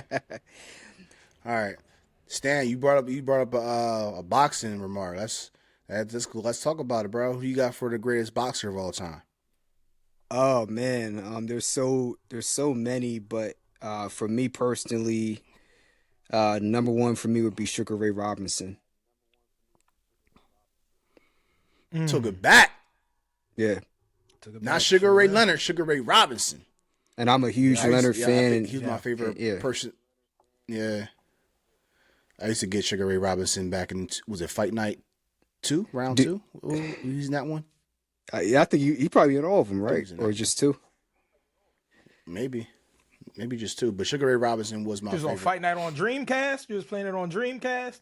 Was it? You had the Dreamcast at the house. Nah, He it was like PlayStation. He was like the first. No, that was Ready to He was Rumble. like the first one to You block think- that at Dreamcast though. That's Ready to Rumble. Yeah, Ray yeah, Ray for Rumble sure. was Oh, on, yeah. yeah. That was Yeah. like a parody with Afro Thunder on them guys. Yeah. Afro Thunder. Yeah. Mm-hmm. But yeah, okay. Sugar Ray Robinson. Why you say Sugar Ray Robinson? Because you know what? I always had him in my pantheon. We're talking about Yeah. out of all weight classes, Sugar Ray Robinson.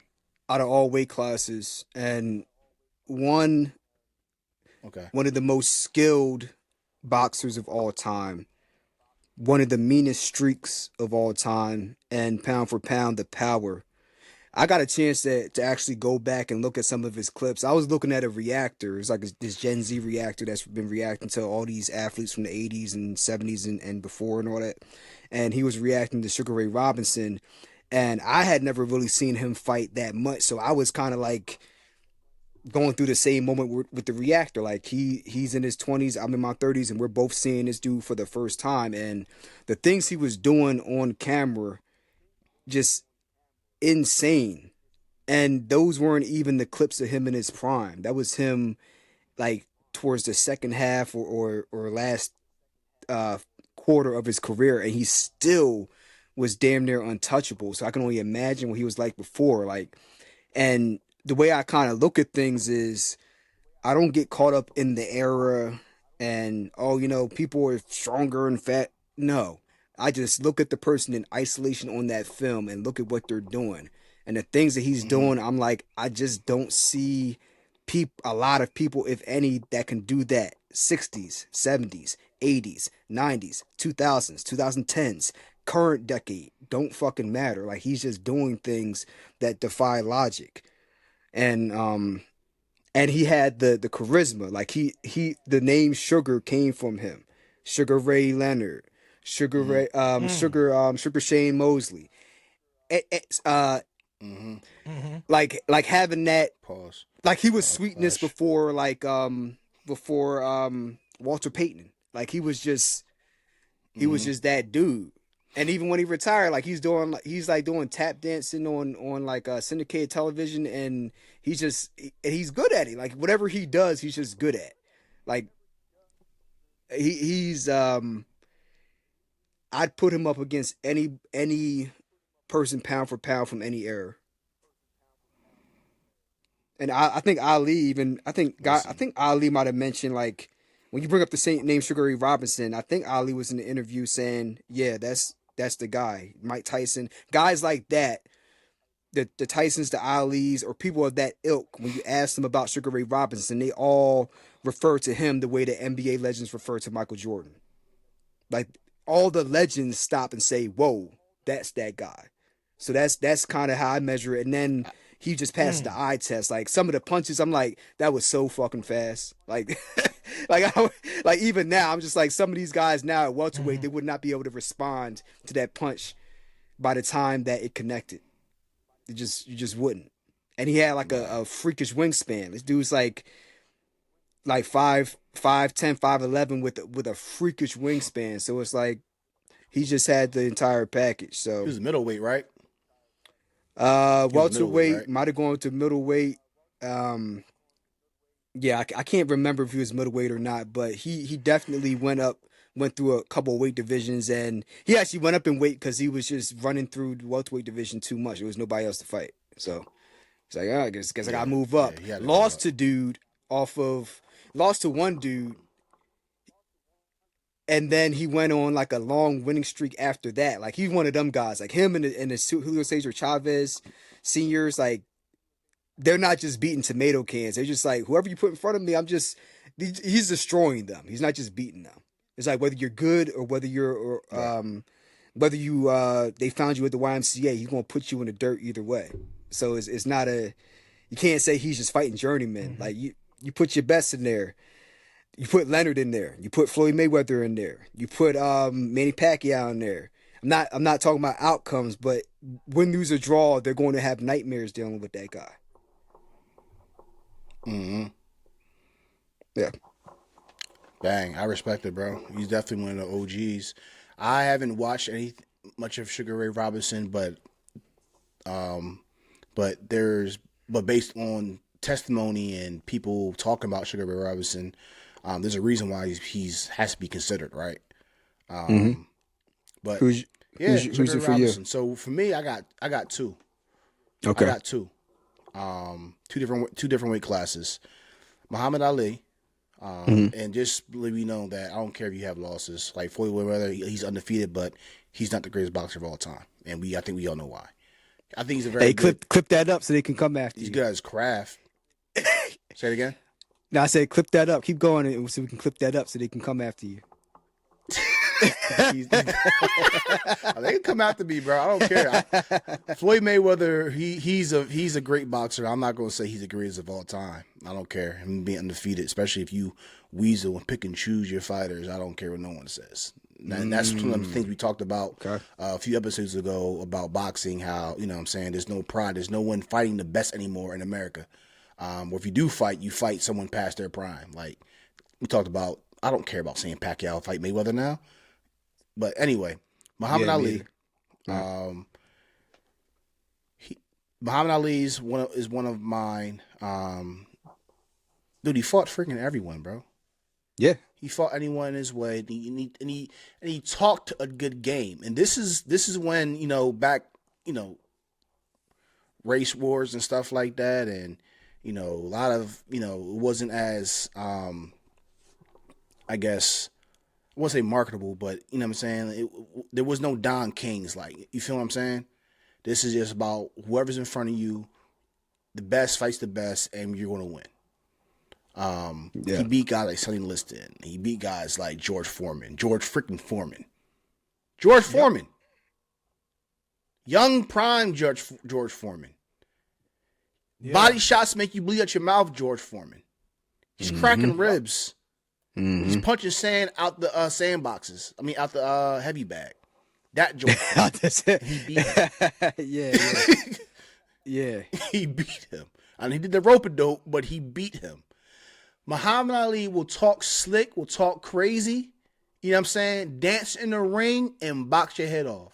And he had a mean jab, bro. He's a heavyweight who's so agile and could really take a punch from another heavyweight. Bro, I mean, it's Muhammad Ali, bro. I don't care. Muhammad Ali is one of the best fighters, bro, ever. I dig I'm that. taking him over Mike Tyson. I love Mike Tyson, bro. I love Mike Tyson. Yeah. But Muhammad Ali, and I like Evander Holyfield too. I like Evander Holyfield. Oh yeah, Holyfield was great too. But yeah. Muhammad Ali for sure. He's gonna talk, and he's gonna beat you. And that's even like you getting, and he's gonna talk to you in the ring while he's beating you at the same time. He's gonna talk crazy during the fight, the press conference. He's gonna talk in the interview. He gonna talk and beat you, and it has to be so humiliating that you can't do nothing about it. You're losing. After he talked so much, he beat you. Oh my gosh, bro! But that's to back it up. That's pause. That's crazy that Ali could do that to you. He gonna tell you all about your life, tell you how bad you are, and then make you look as bad as he said you were. Bro, it's like that's the talk factor is what's really making it great. You know what I'm saying? So I have a question for both of y'all before we go to what you about to say, Jymal, and into Tom. If he would have never lost his eligibility to fight due to the Vietnam situation, what do you think about this sentiment? I think that if he had those years of his prime extended, then I think that he would rival, if not possibly be better than Sugar Ray Robinson. Because pre-Vietnam, Muhammad Ali, I don't think we've ever seen a heavyweight move like that since. Yeah, I mean, you're right. You want to answer the question, Tom? What about Ali? Nah, but about the Vietnam. Yeah, if he didn't lose those years of his prime. Oh, you talking about how his political? No, I mean like if he didn't lose those years of his prime due to the political backlash, would or could he have been as good, if not surpassed, a Sugar Ray Robinson because he was on that track? I think he would have. That's a tough. That's actually a harder question probably to answer than it's clear cut and dry. You want to believe that if he doesn't, as far as the war and changed his name, Cassius Clay, Muhammad Ali, you want to believe that he would have been greater, but at the same time, that adds to the mystique, that adds to his character, that adds to who he is, which adds to the greatness rather than takes away from the greatness, because it's not as with like we said ODB, sometimes it ain't about all the lyrics. Sometimes it's about the man, the character, and what they bring The to it vibe. that makes them great. Yeah. Outside of like, sure, you fantastic, you 100% at a sport, right? You great, but what you do off your playing field is what says to the man and the character of who you are, and that's what real greatness is when nobody's watching. So, I I think he would have been probably probably just as great if he doesn't have to um the war times. I think he would have been just as great, but honestly, I think that made him greater, that he not only had to fight in the ring but also fight outside of the ring, as far as being a political advocate and leaving the country and then coming back and then obviously joining the Nation of Islam and becoming Muhammad Ali. I think that makes him even greater because he stood for something. He just wasn't in a boxing ring boxing and getting, punching and getting hit. He was actually doing something outside of the ring, which even leads back to our earlier conversation about, what can you do to help the world? Bruh. Well said, bro. Well I spoken. didn't even think about it like that. The mystique and the character build up behind the boxer. But Muhammad Ali is the man. It does make him that much greater. So I don't think I need to say any more than that than what you said, Thomas. That Yeah, was that's it. what made him Yeah, great. You can't say that about any other yeah. boxer. You just can't. There's not, it's not there. So what you think, Imran? What's your thoughts about that, Stan? To what he said. I think it's a different angle than I was thinking. I was thinking more so just like pure physical ability. Like, would he have had that that unmesswittable ability where you couldn't deal with the speed. He had the power. He was way too fast on his feet. But even with that, right? Let's say he kept all of that. I do think that what you're saying sets him apart because imagine if he was so good that he didn't have that adversity. Would we have had like the Rumble in the Jungle, or would he have just steamrolled George Foreman? Would he have just steamrolled a Joe Frazier, like he did a Sonny Liston? Right? Would we even have the same storyline? So that's a very, very interesting way you put it. I think you made a very great point. Mm. Yeah, yeah, because that's what greatness is, right? Yeah. We talking about goats. Greatness is the full body of work, and when you only have one thing going on, that's great. If you're great at one thing, that's ultimately probably be better than 99% of the world, right? If you're great at one thing, you're great at two things, that probably makes you even better than half of that 1%. You great at three things, you are the 0.01% of people who've ever done it, right? And so that's the thing behind it, right? And that's what Muhammad Ali was, right? Mm-hmm. He was a great fighter. He was a great speaker, very Mm-hmm. literate, right? At the time when this country was at a crossroads of, okay, even still calling African Americans illiterate, saying that they can't speak, they're downtrodden, right? And then on top of that, standing up for your political advocacy at a time when, obviously clearly draft dodging was clearly frowned Mm-hmm. upon, but then to stand up for that and then to stand up for your religious Mm-hmm. beliefs in this country in the 50s, in the 60s, to stand up for your religious beliefs, man, that's just, I mean, that's Yeah, great. That's greatness. Yeah. he was more than just a boxer, man. If I gather, more than just a boxer. Yeah. Mm-hmm. Um, my last one would be Manny Pacquiao. That's a good one, man. Manny Pacquiao. Man, you know what? And Manny stands up for his country. I will 100%, say that man does everything he can, and he's really, he advocates for his country, and he's big time with that, and he's great in that regard. He's really great in that regard. The only reason why I can't say Manny Pacquiao will be the greatest boxer of all time is because there was some losses, and there were some brutal losses Losses don't matter to in his me, career. but Okay, so let me paint the journey of Manny Pacquiao.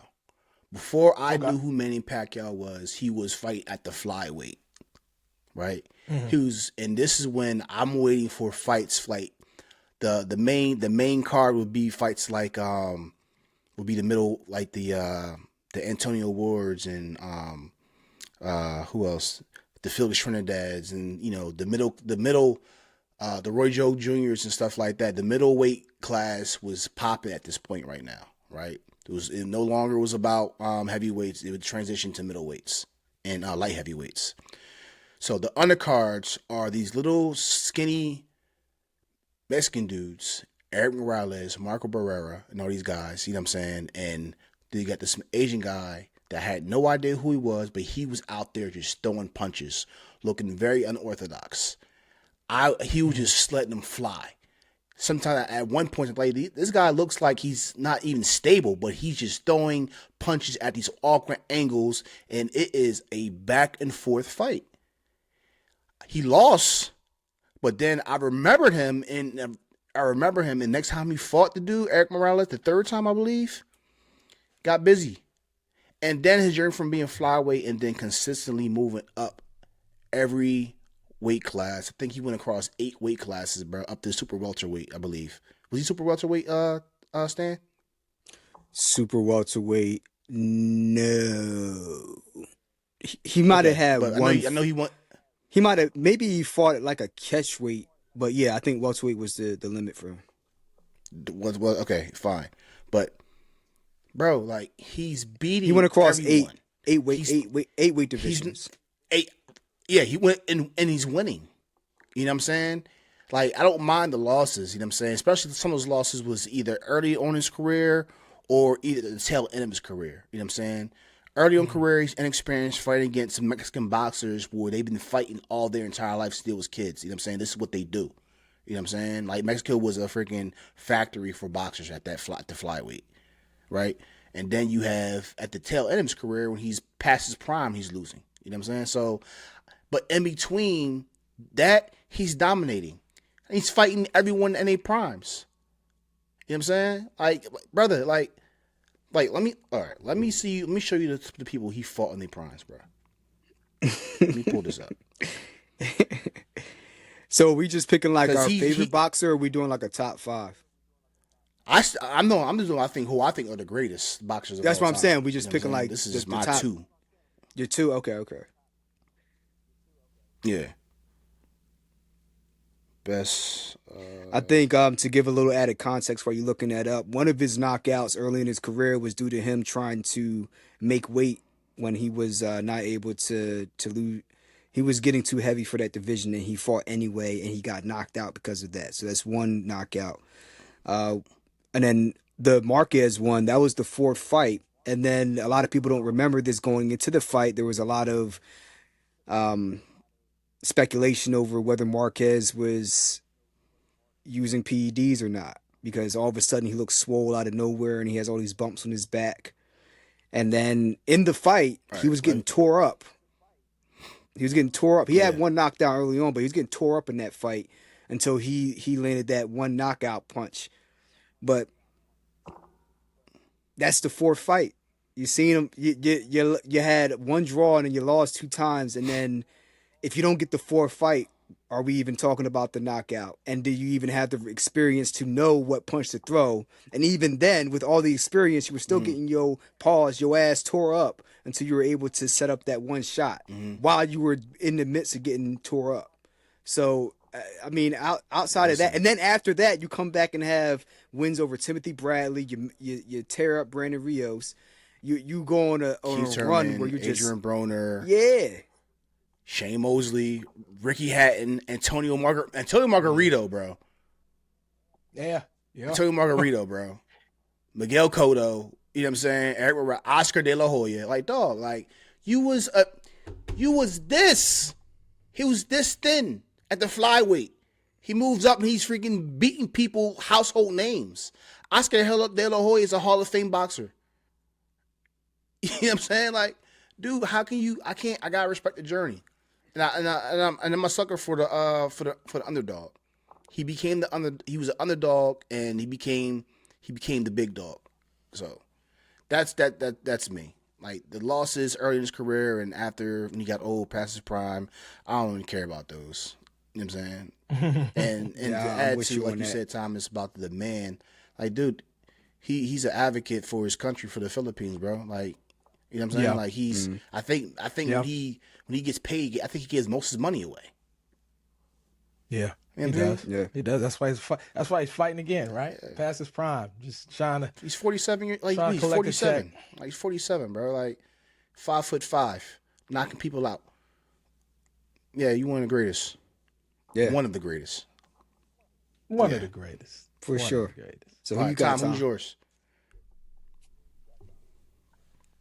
I mean, I'm already with Ali. I wouldn't go against saying that Muhammad Ali isn't the greatest of all time boxer, without a question. Um, there's been a lot of very, very good boxers, but Ali was the great. I mean, just the picturesque ways that he won Mm-hmm. fights, right? In just ultimately always photographable, always I'm able too to pretty.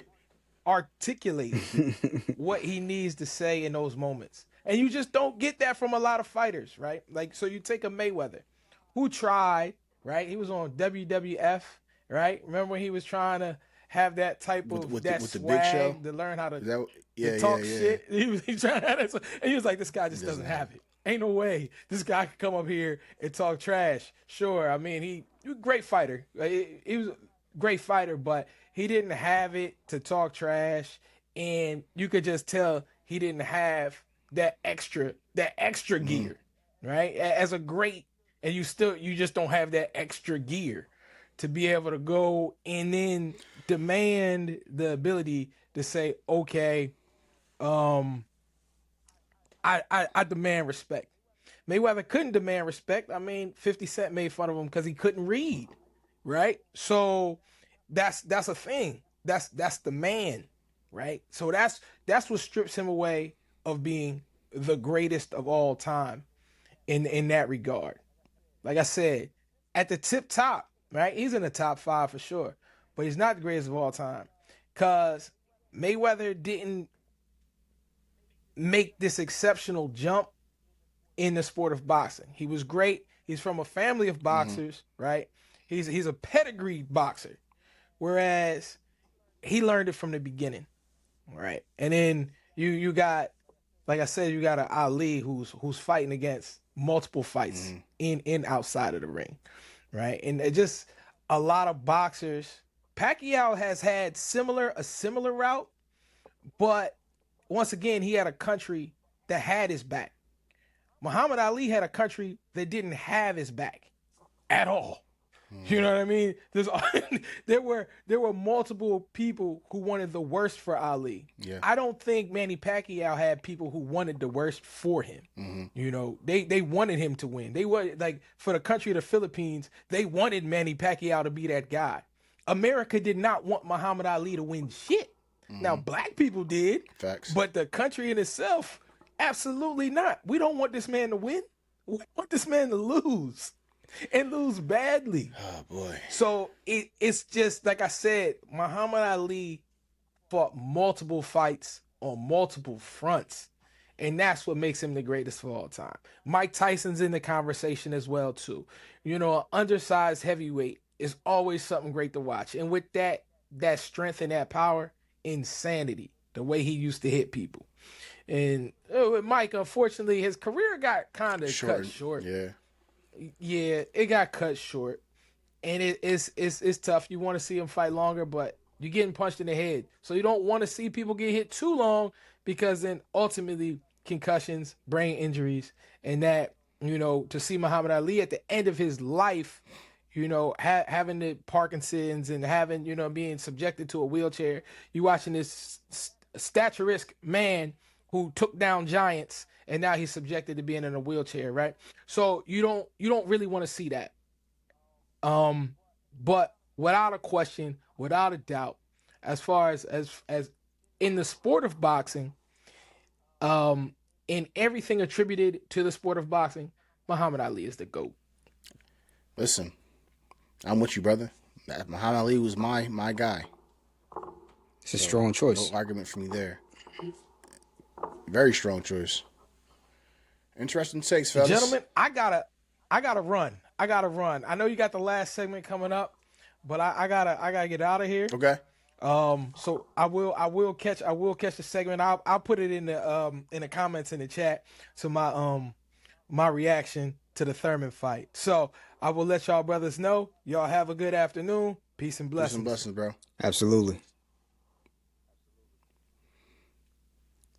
And that's it. So he brought it up. What we talk about, Stan? How's the fight? Yeah. I wasn't able to see it because I was on the road, and by the time I got back, I was like dog tired, bro. So what we got? I didn't see the fight either, and I'm gonna tell you why. Because from my perspective, I did not think that Keith Thurman was going to win the fight. I thought it would be competitive in moments, but in addition to not getting around to covering it, a reason why was because I just did not see how he was going to overcome the reach, the height, the youth, as well as Fundora just seemingly starting to come into his own as a fighter. I just didn't see it, and so Keith Thurman got stopped by a 6th round TKO, and apparently he started getting chipped up. I don't know if it was round 3, 4, 5, what the case was, but he started getting tagged up. Because I was on the PS5 and Zay was looking at the fight while we were talking in the chat, and Zay was giving the play-by-play.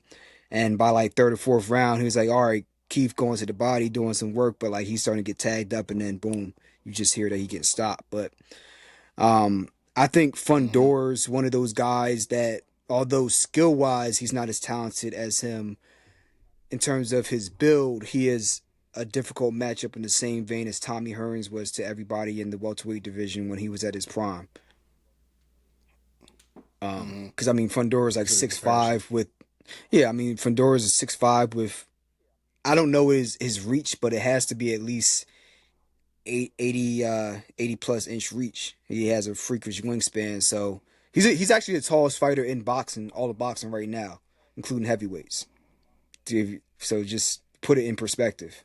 I think the tallest other fighter right now is 6'5", and they're not a welterweight or not a super welterweight, excuse me, like they are at 154. 6'5" is super welterweight? Yeah, it's like Dawson. That's crazy. From Street Fighter. I know, right? That's crazy, bro. Yeah. Yeah. See, I wasn't really following it that much about the Keith Thurman fight, but 6'5", just off those measurables alone, is like, dude, you're losing. and Keith Thurman, the only person I know that was undersized that can really get active for someone bigger than was Manny Pacquiao, and talking about height wise and reach wise. Yeah. Manny Pacquiao and Mike Tyson. Mm-hmm. And I've never known Keith Thurman to have that type of bag for him. You know what I'm saying? So that's why, I didn't think he was going to win.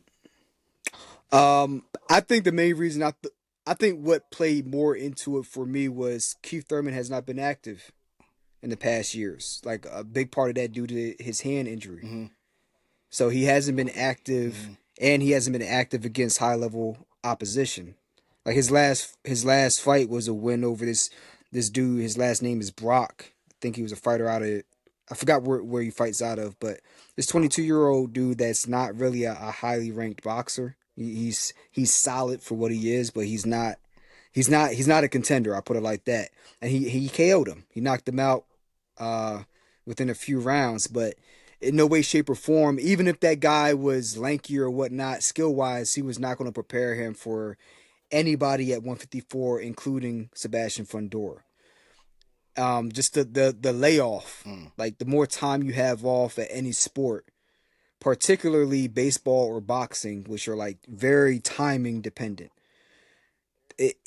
I always I always think like, I gotta rethink my pick because that time off, you can't simulate what you're going to see in the ring. Even sparring cannot do that for you.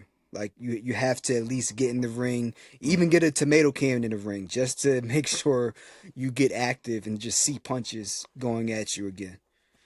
So I just did Yeah, not think that he had yeah, enough yeah. preparation going into this fight on multiple fronts. I was kind of rethinking the fight because it looked like Fedora had torn his bicep, his right bicep, at the weigh-in. He came in, Really? yeah. Go look at the Okay. weigh-in, and then look at Fedora's right bicep when he's standing on a scale, and you can see like the bicep is almost up to his shoulder, like it. So I was thinking, I'm like, is this healed up? Or if it's healed up, how much function do you have? Is it on the mend? That was the only reason I was thinking, okay, this may be a competitive fight, or Keith could win this if he can't throw his jab out. But I'm looking at I just looked at a little bit of the highlights and seeing him throw the jab with that arm that looked like it was injured. He had no problems. I'm like, yeah, he's not going to be able to beat Fundora from my perspective. So I just didn't. I'm more so looking forward to this fight coming up with Naoya Inoue and Junto Nakatani, which I think Inoue will win. But that's going to be a I was about competitive to. I was fight. about to. Yeah. I was about to say that, bro. Like, what is your next anticipated fight that you want to see? And I'm looking at the fight schedule. Yeah. I want to see that fight particularly. I was about to say that because I never actually watched Japanese boxing before. You know what Have I'm you saying? never seen Inoue So that's box why before? I never watched these guys fight before. I never Mm. actually heard of them until maybe a few episodes ago when you talked about it in boxing. When we talked about a Mayweather versus Pacquiao round two fight. Yeah. But yeah, I'm actually intrigued. It was a May 2nd, right? I want to see it. I really do. Like, Look up highlights on I both do of want these to watch guys, it. but I'm gonna tell you right now, Junto Nakatani, highly skilled fighter, definitely a good matchup. But anyway, that dude is like the second coming of Manny Pacquiao at the lower weights. I'm telling you, this dude's one of the best. If he ends off his career with a big win over Junto Nakatani and maybe one or two others, he goes up in those discussions with the Sugar Ray Robinson guys of those ilk. Like he's so damn good, man. So good. He looks Right. like a cartoon But who is character. he fighting outside of Tokyo? What One type of fights has name, he had outside of Japanese fighters? Luis Neri, brutal stoppage, and Neri was somebody who popped positive for PEDs and is a very skilled Hispanic fighter. And then the other one would be Stephen Coolboy Fulton. He was number 10 on the pound for pound list at the time that he fought Inoue. I think Inoue might have been in the top 3 pound for pound, and Stephen Fulton was at number 10. So and Inoue was going up in weight, I believe, to fight Fulton, to go up to get Fulton's belt. And So what weight class are we talking about? I think it was 126. I think he went up from 122 to 126 to fight Stephen Coolboy Fulton. And I can't remember. They might have fought in Japan. I think they fought in Japan. Yeah, they fought in Japan. But regardless, Fulton, to be in a top 10 pound for pound, you already know you're a legit fighter. And I had seen clips of Fulton and Mm. Philly fighter actually, slick, but Was he he from could Philly? not. Yep, Okay. he had one fight where he wore boxing shoes that had they had prints of like Tim boots on the boxing boots. So he was like wearing the butters in the ring Mm. and tore somebody up. Like he's sharp. But he Okay. anyway got to him, man. Anyway got to him, man. He's a grandmaster chess player and he has freakish athletic ability, explosive first step, and his punches are lightning, and it looks like he has bricks in his gloves. Like they check it, people have the same aspersions about him as they did about Manny Pacquiao. He must be cheating for him to go up in weight and still carry his power. How is he doing it? And then they check the gloves. There's nothing in there. The drug test. There's nothing in the samples. Nothing Um, negative. Yeah. Yeah. and anyway, it's just, and I have my own thoughts on that. But anyway, it's just one of those guys where you don't have to care about boxing to know that, well, he's doing something different than all these other boxers. He's different. Mhm. Different. Not just like really, really good, really fast, really. He's just different. Like the Ali's, the Sugar Ray So who do you? Robinsons, yeah. Yeah. So who do you think is going? Who do you have winning? Inoue or Nakatani? I have Inoue winning. But this is a very dangerous fight for Inoue. I have him winning, but he can just as easily get knocked out by Nakatani if he's able to catch him. Mm. Nakatani he's tall for his weight class, and he has he has a long reach. So he's another one of those guys at the lower weight class where he has a long reach and he got the speed along with it. He's not just swinging his arms like a battle wax and these are slow punches. No, he's able to whip these bitches wherever he wants to. But I just think that Inoue's more Okay. polished. So it's going to be a matter of can he catch Inoue before Inoue figures him out. But he Gotcha. but he So has a help me high understand. IQ. Yeah, but he's not no Neanderthal either though. All right. Yeah. Okay. So help me envision this. If you would compare this fight, who would you say comparable to? Who does it be like? Like this would be a Pacquiao versus Margarito, or what do you think? Man, that's a very tough question. Cause I don't want to do any fighters any injustice. Wow. Yeah, I'm not trying I'm not trying to like compare. I just wanted to like just so I can understand the skill base. That's what I'm trying to get at. You know what I'm saying? Like not even the skill base, just something that I can envision. That's all. Skill base.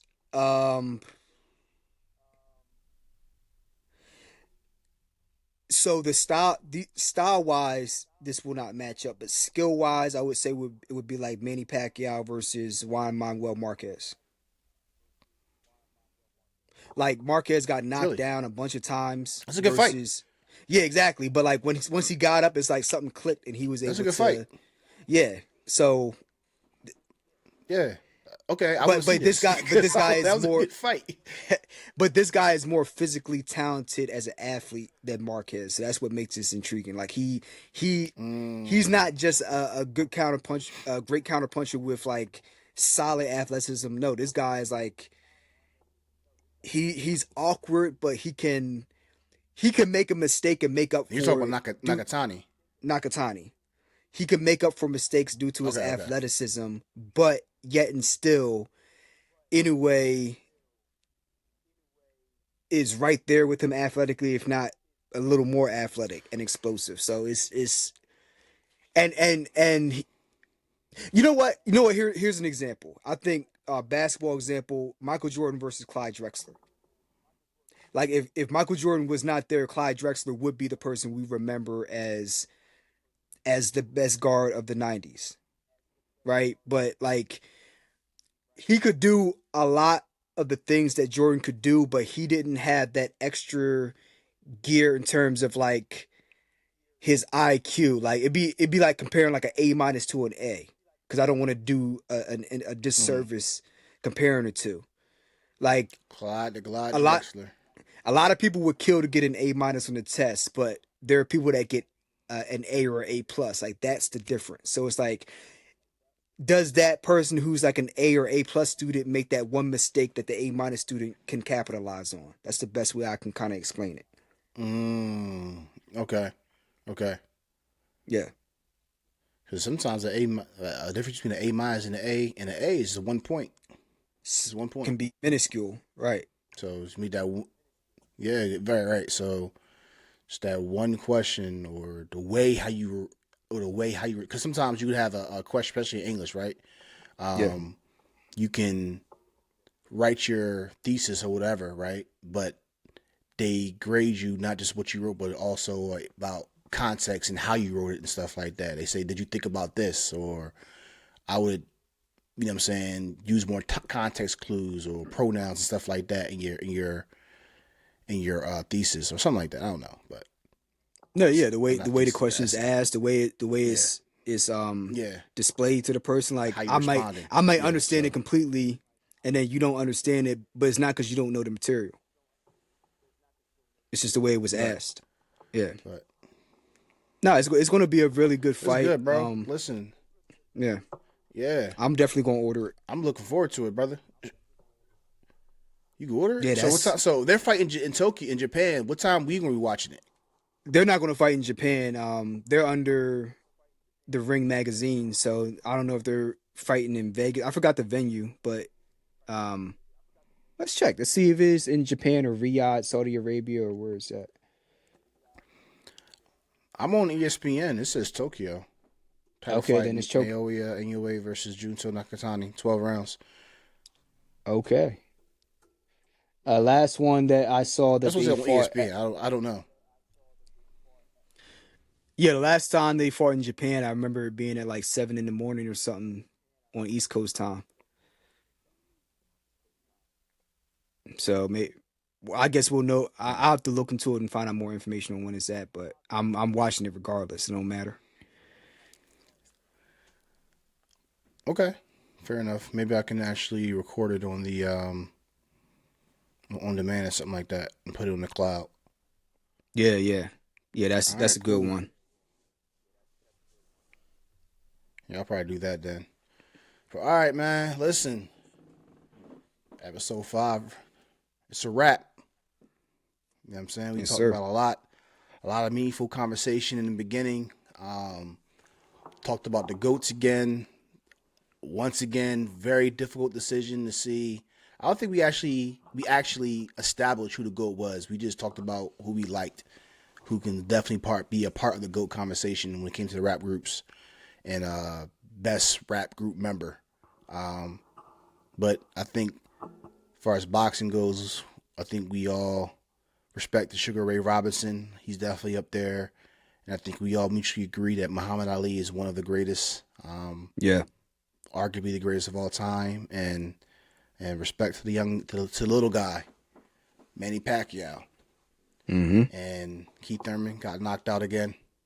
Got knocked out again. I thought Do you he think it's never time got for him to knocked out. leave? He never got knocked out before, did he? No, He didn't get knocked. I thought he got. no. Who did he get I knocked thought out for? He never. I could be He got wrong. knocked down by Pacquiao, but he never got knocked out before. That's what it was. Not knocked out. I got knocked down. Sorry, my bad. Then he Got actually had those. he was actually semi-competitive moving in the late rounds, but I don't know if this is the end for Keith Thurman. Because it depends on what he want to do. I just think that Fundora is just an anomaly at that weight class. I don't necessarily think that speaks to Right. Keith Thurman's boxing ability. I think most people are going to have problems with Okay. him just off of build. Oh no, I don't think. Yeah, Keith Thurman is no bum. No, yeah, I'm not saying that. Not at all. Yeah, but Yeah, I don't know if I don't know what misspoke. his next moves My bad. are. Okay, for sure. All right, and then I guess the fight to watch: Inoue versus Nakatani, which I'm intrigued. 'Cause Yeah. I never actually saw a Japanese fight before. Oh So, yeah. Side note: Anthony probably would. Joshua, and Alexander Usyk have this Rocky and Apollo Creed bromance going on now. I don't know if you've seen that. Nah, I didn't actually. So, Like him and who's training who? You talking about before the Russian fight? Or we talking about before we fought Mr. T? Apollo Creed was training Rocky. no, it might have been when he was training That him type of for Clubber bromance? Lang.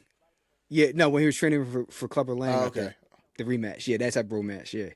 So Usyk defeated Okay, I got Anthony you. Joshua 2 times, and now Anthony Joshua is training with Usyk taking boxing advice and training advice from Usyk, and now like you see videos up all the time of them training together, laughing, joking, running a treadmill, like, and everybody's like kind of putting up memes in a good way of like them like Rocky and Apollo, like everybody's like, oh, he's about to bounce back because like.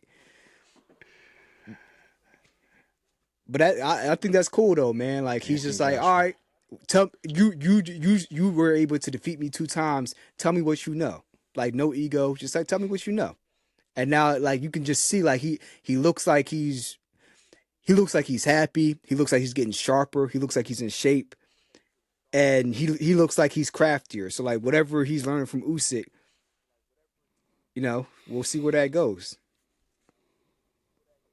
But that was funny to me. Looking out for Anthony Joshua. Yeah, look out for him, man. Definitely looking out for Anthony Joshua. All right, yo. Listen, this is episode 5. It's a wrap. Thank you for watching this. Please share, follow, subscribe. Try and get this podcast off the ground, and talk about more discussions. If there's anything that you want to talk about, let us know. Put it in the comments. And Stan, you have anything you want to say before we leave this place? Nah, just be blessed, and I hope y'all have a good week coming up. For sure. Yo, Jack of all trades signing out. Jack of all trades, I move how I move.